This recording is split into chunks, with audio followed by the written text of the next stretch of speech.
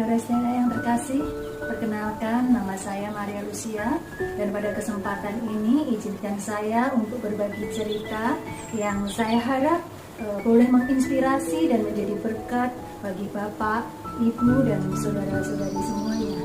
Saya terlahir di Bandung, namun tumbuh besar di kota Semarang, dan saya memiliki seorang papi yang menganut beberapa aliran kepercayaan, antara lain beliau seorang Katolik, namun juga percaya kepada filosofi aliran kepercayaan baik dari negara Cina maupun dari Jawa. Sehingga boleh dikatakan orang tua saya ini mencampurkan beberapa aliran agama sekaligus yang diyakini menjadi kepercayaannya dalam menjalani hidup kesehariannya. Ya, ketika saya masih kecil, saya dipersembahkan ke kelenteng karena saya sering sakit-sakitan, dan bahkan nama panggilan saya pun diubah agar saya sehat dan tidak lagi sakit-sakitan. Kehidupan papi saya sangatlah religius. Di rumah kami terdapat rumah penyembahan untuk patung dewa-dewa yang mana rutin setiap pagi dan malam untuk disembah. Bahkan papi saya bisa menyembuhkan orang sakit yang datang meminta pertolongan untuk kesembuhan hanya dengan melalui air putih yang sudah didoakannya. Selain itu, beliau juga sering diminta untuk mencari hal baik untuk pernikahan, pindah rumah, mengatur hong shui, ataupun mereka yang datang dengan maksud untuk membuka bisnis agar dapat berjalan lancar dan sukses.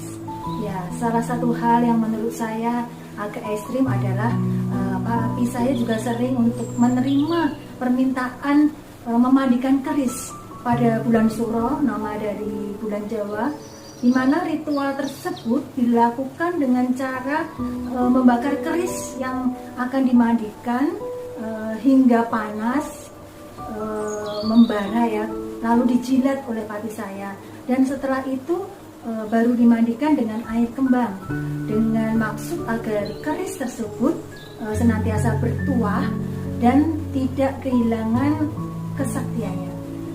Saya dari sejak kecil awalnya diharuskan mengikuti ajaran papi saya, dan saya mengikuti semua arahan papi tanpa membantah. Namun pada saat saya SMP, suatu kali saya mengikuti kebaktian kebangunan rohani yang diadakan di kota Semarang, dan di sana saya menerima Tuhan Yesus sebagai Tuhan dan Juru Selamat saya secara pribadi. Hidup saya mengalami perubahan yang sangat besar. Saya merasakan sukacita dan damai sejahtera dalam hati saya, karena setelah saya mengenal Tuhan, saya jadi mengerti bahwa saya memiliki jaminan keselamatan masuk surga apabila suatu hari kelak saya dipanggil oleh Tuhan. Sejak saat itu pula saya memiliki kerinduan untuk memenangkan papi dan seluruh keluarga saya supaya menerima Tuhan Yesus sebagai Tuhan dan Juru Selamat pribadi.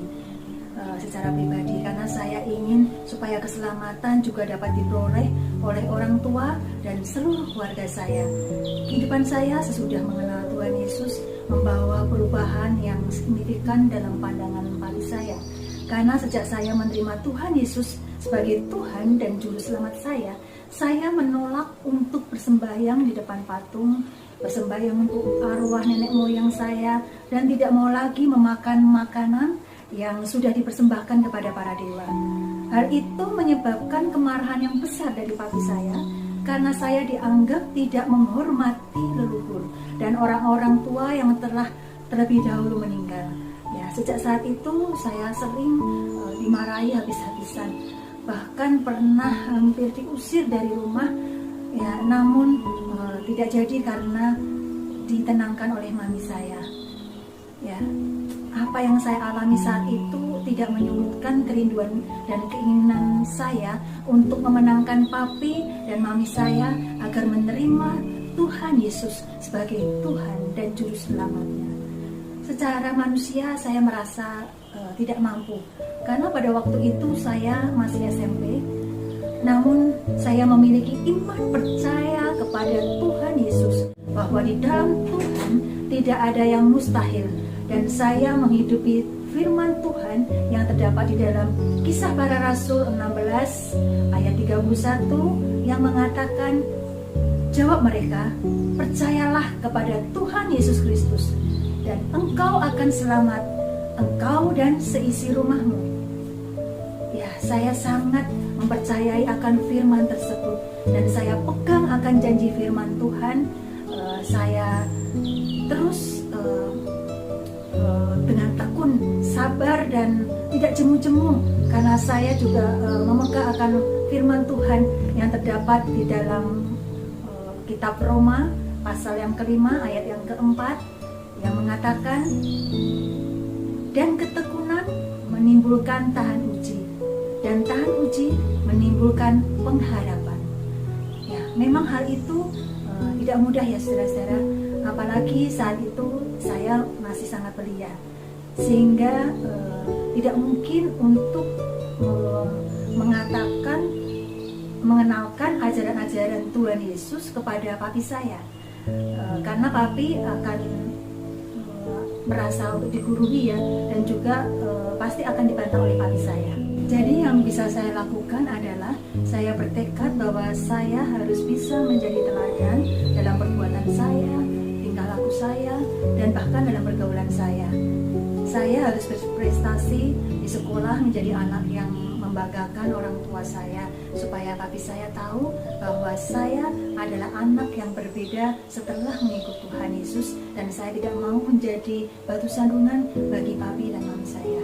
Ya, saat itu saya diberikan kemampuan untuk tidak membantah, saya diberikan kesabaran saat saya dimarah-marahin, dan bahkan saat saya diusir dari rumah, saya percaya bahwa saat itu kuasa Tuhan Yesuslah yang bekerja di dalam diri saya, sehingga memampukan saya untuk menanggung dan melakukan semuanya itu.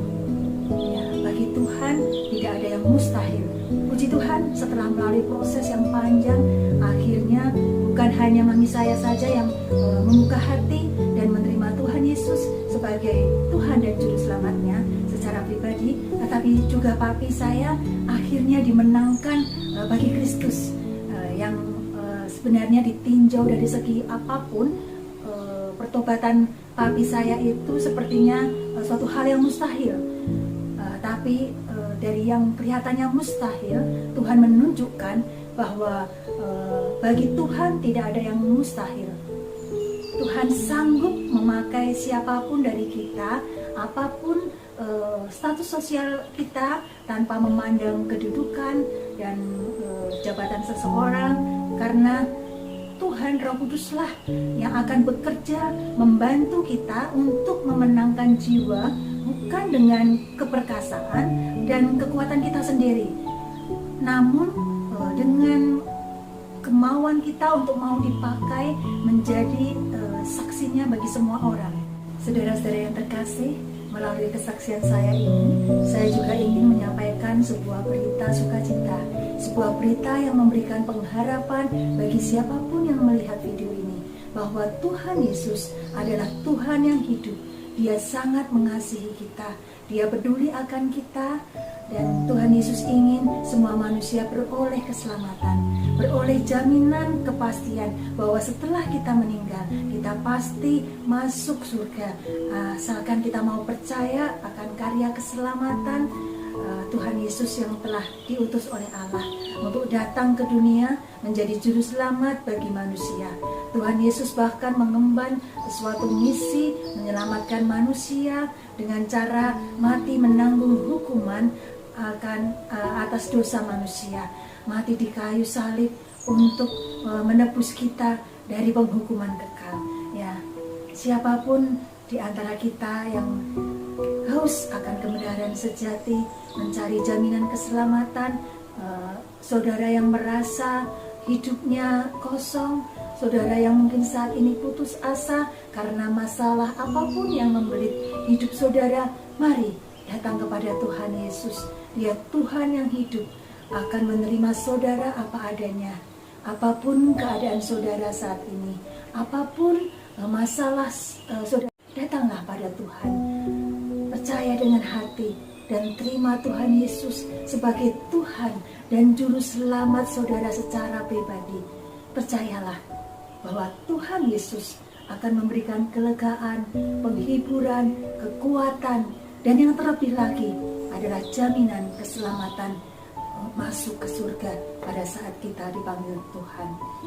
Ya, saya mengundang saudara sekalian untuk datang kepada Tuhan Yesus, percaya kepada Tuhan Yesus, terima Tuhan Yesus, dan undang Dia sebagai Tuhan dan Juru Selamat saudara yang akan memberikan berkat keselamatan, damai sejahtera, dan sukacita bagi hidup saudara semuanya. Demikian kesaksian yang dapat saya sampaikan. Kiranya melalui apa yang saya saksikan saat ini boleh menjadi berkat bagi saudara sekalian.